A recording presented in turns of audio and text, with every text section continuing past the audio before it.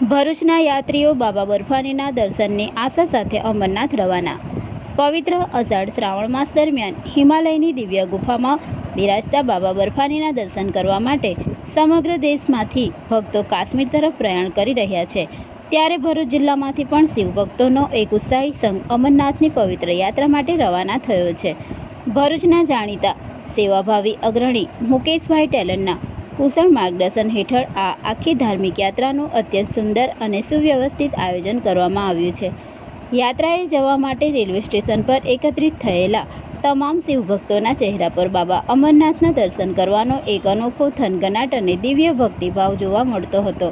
રવાના થતાં પહેલાં ભક્તોએ રેલવે પ્લેટફોર્મ પર જ એકબીજાને પ્રોત્સાહિત કરી હર હર મહાદેવ, બમ બમ ભોલે અને જય બાબા બર્ફાનીના ગગનભેદી જયઘોષ સાથે સમગ્ર વાતાવરણને શિવમય અને ભક્તિમય બનાવી દીધું હતું।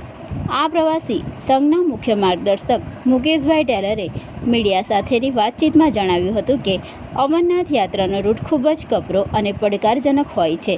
આથી સંઘના તમામ નાના મોટા ભક્તો સુરક્ષિત રીતે બાબા બર્ફાનીના દર્શન કરી શકે તે માટે હવામાન, મેડિકલ કિટ અને રહેવા જમવાની તમામ પૂર્વ વહીવટી તૈયારીઓ ખૂબ જ બારીકાઈથી પૂર્ણ કરવામાં આવી છે।